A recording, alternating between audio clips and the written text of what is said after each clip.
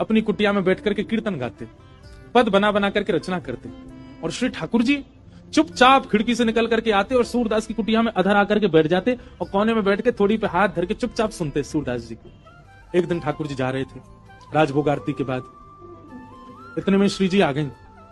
कहां जा रहे हो? ठाकुर जी कहीं ना ऐसे जा रहा हूं डोलवे। नहीं नहीं सांची बताओ कहां जा रहे हो?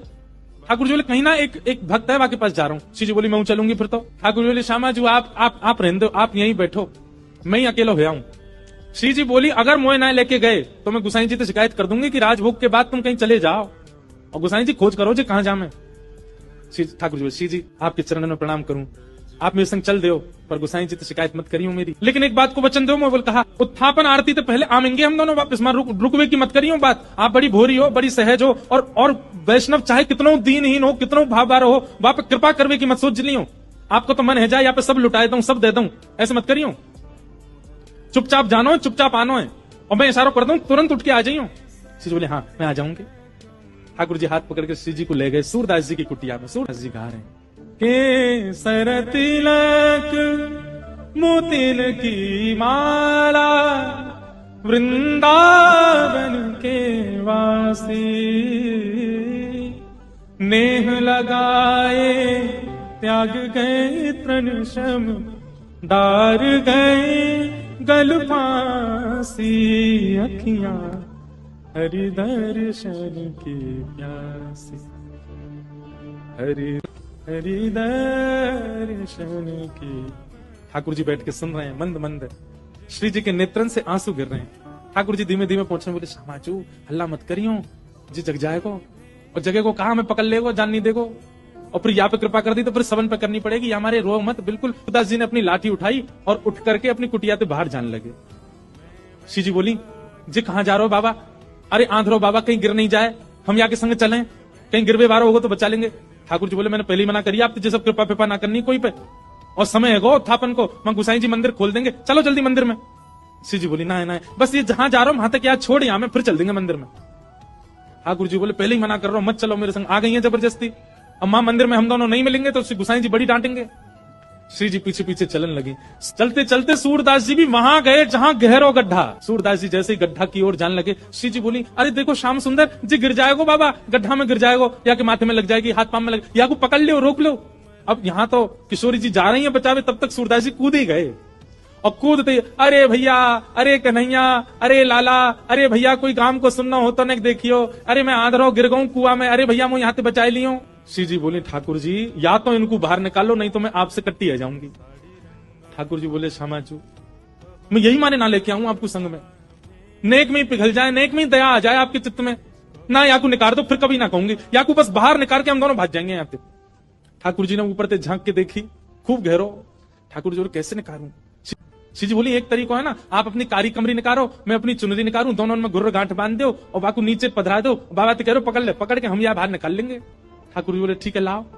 श्री जी ने अपनी चुनरी दी, ठाकुर जी ने कारी कमरी पे बांध के और नीचे वह गड्ढा में डाल दी, और ऊपर से ठाकुर जी बोले बाबा। हाँ भैया कौन है?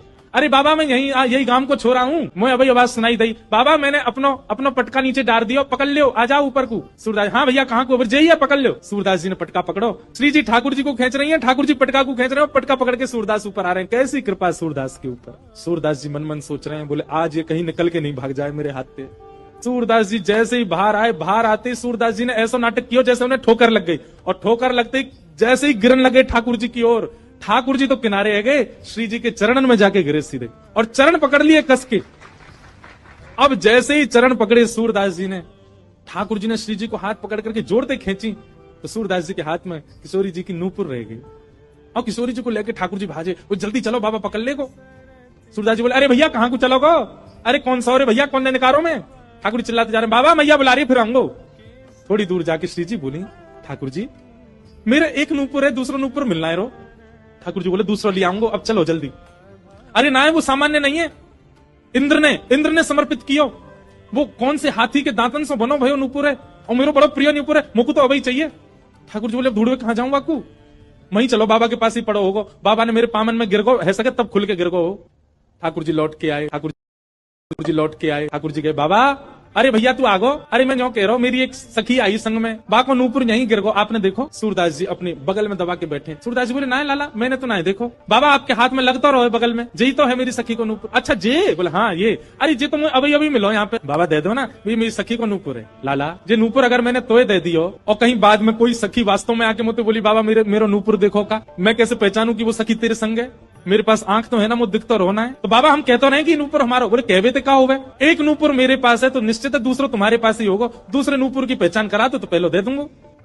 ठाकुर जी बोले पहचान कैसे होगी? बोले अपनी सखी तक है, अपने पाम आगे करेगी, मैं जैसे स्पर्श करके देख लूंगा कि हाँ ये नूपुर एक ही है तो मैं दूसरा पहना दूंगा। ठाकुर जी बोले मैं सब समझ रहा हूँ, जे बाबा पाम छुए के चक्कर में पकड़ लेगो कस के, अब ना जान दूंगा, और फिर क्या करेंगे हम? श्री जी बोली कोई बात ना, मैंने अरे नहीं श्री जी आप पीछे रहो, मैं दूसरा दबाई दूंगा, नाम हो तो वही चाहिए जो सूरदास के हाथ में। श्री जी आगे बढ़ गए, लो बाबा नूपुर देख लो।